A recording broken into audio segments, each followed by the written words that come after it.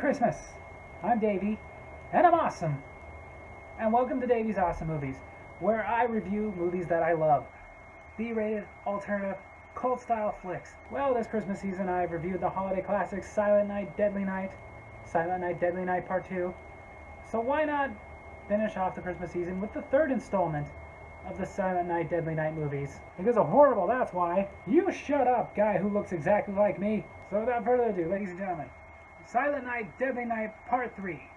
Better watch out. This movie was made in 1989 and directed by Monty Hellman, who was also a writer, along with C. Laszlo, A.H. Gordon, and was distributed by Lionsgate Films. The movie opens with a sleeping girl. Her name is Laura, and she wakes up in a room with Ricky, the killer from the last movie, who was the little brother of the killer from the first movie. He's not dead, he's just in a coma, and his brain is exposed in a big glass thing. And this time, Ricky is played by Bill Moseley, who is like a horror movie icon actor. He's done many horror movies, including the Three from Hell series that Rob Zombie directed. House of Thousand Corpses, Devil's Rejects, and Three from Hell. Played Otis. Ricky wakes up and goes after Laura. But she runs away and bumps into Santa Claus. I want a Barbie doll, and a bicycle, and roller skates, and ballet shoes. What the frick? How about a reminder that you're a grown-up? Yes, it's just a dream. Told you she was sleeping. Laura is a blind girl. Better watch out. Like in the tune, you better watch out, better not cry, and the fact that she's blind and she can't watch out. Got it. Who was a part of a sleep study led by a Dr. Newberry, who was played by Richard Baymore, most famous as Tony from West Side Story. His career peaked at West Side Story. Dr. Newberry believes that Laura has a psychic connection and that she can connect to Ricky through his dreams. And what could possibly go wrong with letting a psycho into your dreams? Oh. Okay, yeah, that's fine. She may just be denying her powers. Like I said, apparently she's psychic and has psychic abilities. Okay. Thing is, though, she is having flashbacks of the first movie, so either she's psychic or she saw the same movie as Ricky and Jennifer in that movie theater. Being that she's been blind since a child, I guess psychic is more likely. Laura mentions to Dr. Newberry that she's going to go spend Christmas with her brother and grandma at her grandma's place. Then she goes outside and asks the receptionist if she can let her know when her brother shows up in a red Jeep. I'm very busy, miss. Yeah, do it yourself. What are you, Oh yeah. Laura then goes to sit down and wait for her brother, then gets back up to go talk to the receptionist, and sees... But it turns out it was a dream again. Merry Christmas. Not for you. Later at the hospital, we see a drunk Santa. Of course, going from room to room. And then he goes into Ricky's room. No! I'm guessing by the clip that he killed Santa. Don't worry, kids, not the real Santa. Also, kids, stop watching this! Laura first goes to her psychiatrist, and they talk about her visions. Whereas some think that they're psychic visions, her therapist thinks that it's just repressed anger she's holding on to from when she was young and her parents died in a plane crash and left her blind. There! Now you're all caught up. But Laura just wants to be normal. No one is normal. What is with the brain head thing? He was not shot in the head, he was shot in the chest. Then, back to the receptionist. Yes? Well, can I help you? His brain is visible, but, continue with your little inquiry.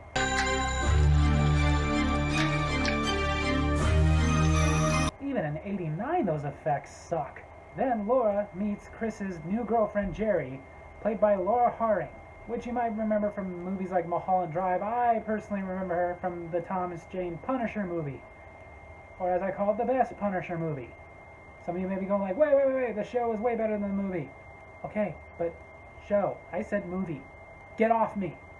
Chris tells me you're psychic. Chris tells me you give great head. Jesus, Laura. Laura doesn't like her. Ricky and Laura's psychic connection lets Ricky know that he's headed to Grandma's house. So, who on earth would pick him up? What happened to you, man? You get a hair transplant? Okay, if you're really that stupid, you dying is progress. Sorry, I don't feel bad for this guy. Because the truth is, if he would have lived into the 2000s, he probably would have been one of those idiots that died from eating a Tide Pod. Ricky makes it to Grandma's house first.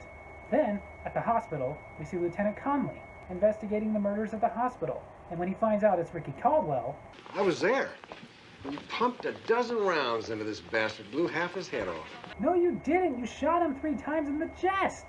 But either way, Dr. Newberry says they reconstructed his brain. Since that's actually physically impossible, though, we'll just go with what really happened. Even though he didn't get shot in the head, they decided to take the top of his skull off and put a cap on there for giggles. Back to Grandma. Now, go ahead. Eat. That beanie isn't hiding anything, dude. Back at the hospital, they all figure out that Ricky is after Laura, so they need to find her, quick!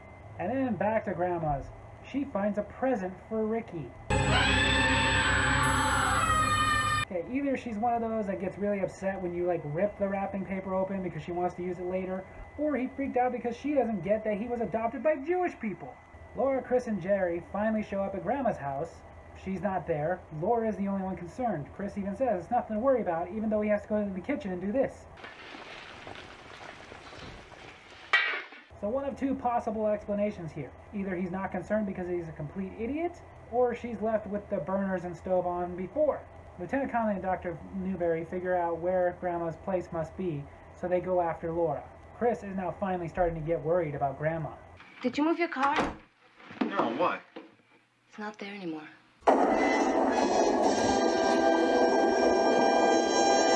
Laura sees this. I mean, well, she doesn't see it, but, you get what I mean. They now want to leave, but Chris's car has been flipped over into a ditch. So they try to call the police. Look, Which is lucky we live in a day and age that we now have these. It's nothing to cut here. Laura starts telling Chris and Jerry about Ricky and what she knows of his past through her psychic connection. I don't know what's going on here, but whatever it is... That was lackluster. So was that. If we stay here, he'll kill us all. The suspense of this has me literally on the edge of my seat. Back to Lieutenant Conley and Dr. Newberry on the way to Granny's. They're in the middle of an argument on whether or not they should kill Ricky or let him live. The lieutenant thinks that they should just do whatever is necessary to keep him from killing other innocent people, even if that does mean killing him. Gotta say, before I even hear the other argument, I agree with that one. Dr. Newberry, on the other hand, thinks that they should do whatever they can to keep him alive in the name of science. Studying snakes is your thing, Doc. Stomping on them is mine. Then, speaking of snakes, the lieutenant pulls over so he can relieve the reptile. I didn't make that up. That was what he said.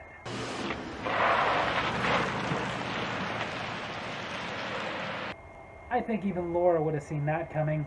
Back at Granny's, they all decide that they're going to leave on foot. But first, Chris goes and gets his grandpa's really old shotgun. This thing must be 100 years old. I hope these are still good. I guess we'll see. Then as they're walking, Ricky finds them. Oh! I get this was a low-budget movie, but maybe you should have, put just a little bit aside for some sound effects. Just as the girls, Jerry and Laura, are getting away, Dr. Newberry shows up. Yeah, that was pretty anticlimactic. The girls get back and block the front door with a piano. For this maniac to come get it.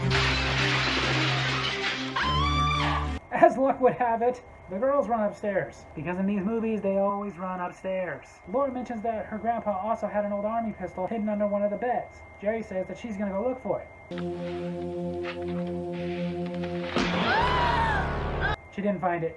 Laura goes to find Jerry. I'd say don't get too emotional, but... well, it looks like you got that covered. Laura hears Ricky and decides to go over and touch his face. That's just how blind people see. Rude! Laura sneaks out to the basement and has a vision of Granny. I'm scared, Granny. Of course you're scared. This movie's gonna be on your resume. Use your power. Use it to do good for people. Use her powers? What is she, Daredevil? Yeah. Well, she uses her powers and she finds Granny. Your powers suck. Yeah. Laura, though, breaks the light bulb in the basement. Now we're even. No, you're not. It's not all that dark in there. Ricky, though, gets Laura down and... Is it live or is it Memorex? Made in America. Chris shoots him. Yeah! However, this doesn't stop Ricky. I mean, he didn't die from being shot 3 times in the chest. Oh, I'm sorry. I mean, shot a dozen times and had his head half blown off.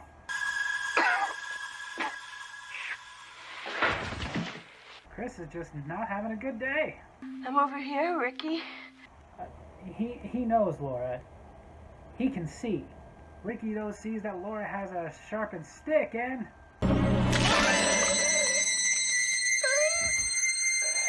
That's it? All those times being shot and a stick takes him out? Lieutenant Conley shows up and sees Dr. Newberry, whose guts are out. Don't be stupid. Too late, he took this role. The lieutenant goes and gets Laura, and we hear the paramedics putting Ricky into the back of their ambulance and saying that they might be able to save him. Merry Christmas. Merry Christmas to you, Laura. Oh, and And a happy new year. okay, that just doesn't make any sense. Like, what is that supposed to say? Like, in death, he still has only half a head but a tuxedo? Now, some of you may be like, oh, is this setting up for the 4th movie? No, this is the last we see of Ricky or Billy Caldwell. They did make more movies. They made a Silent Night, Deadly Night Part 4, Part 5, and later a remake just simply called Silent Night, but this is the last of those characters. Trust me, in the next one they go a completely different route. But that review will be coming probably next year. Hope you guys enjoyed this review. Hope you guys have a Merry Christmas, and if you did, make sure to hit like and subscribe. Hit that little bell so you get notifications for when I post new videos, and leave a comment. Tell me what you think of the Silent Night, Deadly Night movies. Love you guys.